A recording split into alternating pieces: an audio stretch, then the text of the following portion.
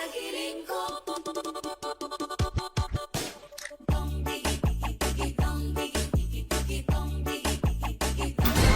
First, i-try na muna yung housing niya dito sa kanyang chassis. Kung mag-fix na siya, kung mag-okay siya. So yung busing niya dito sa unahan, wala na.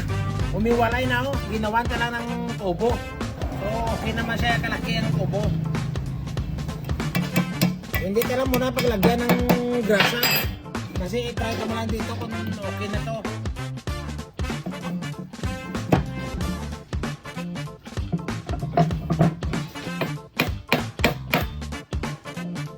I-fitment check pa lang natin siya. So babaklasin pa man natin to. I-try na lang dito sa kanyang chassis kung okay siya. Malayo dito. Dito sa ibaba oh. So katingan natin sa original ya. So maliit na dito. Kapag nag-DIY, so walang plug and play.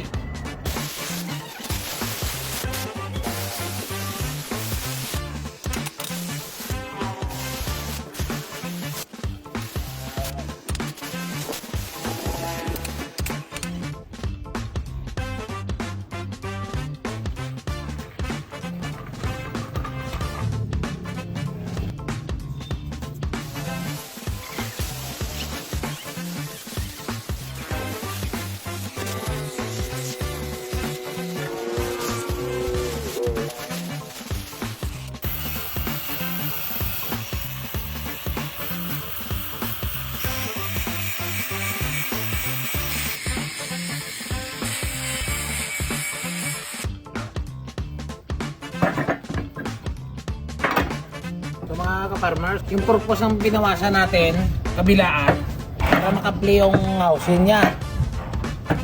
So ito na siya, okay na. Kapag may lubak, ito siyang gumagalaw. So yung traktura, yung sa ulihan niya, hindi gumagalaw. Ito yung gumagalaw, yung unahan niya. Yung katawan niya, hindi ito gumagalaw. Ito lang gumagalaw.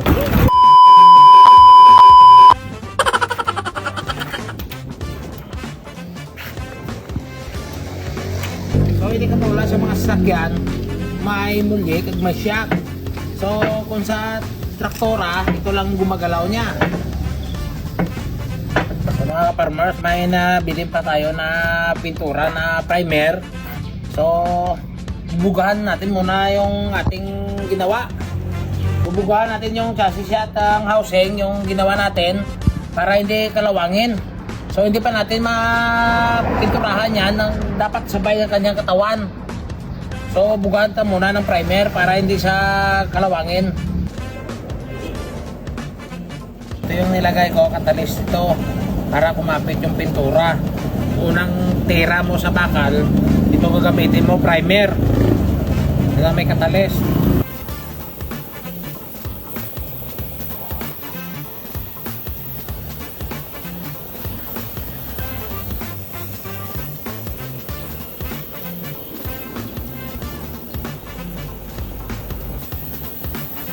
So may natira tayo na pintura pa oh. Ito lang muna para hindi marumihan. Pipinturahan ta lang yan ulit pag nandyan na siya sa kanyang katawan.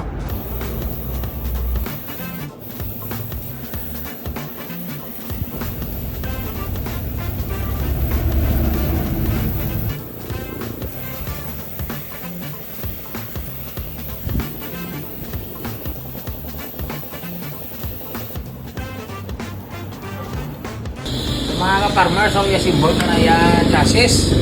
Nalang iya doon na housing. So, tirahon ta na.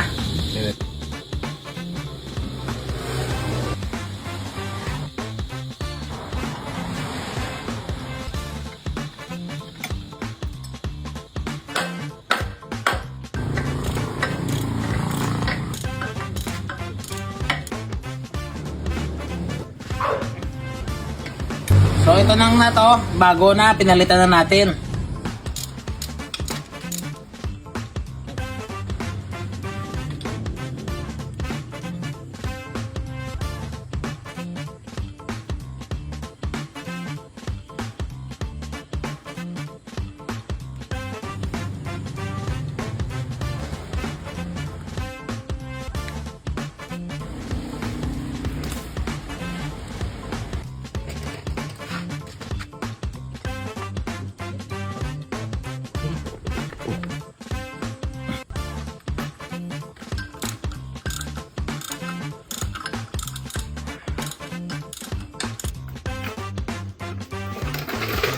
So mga ka-farmers, okay na siya.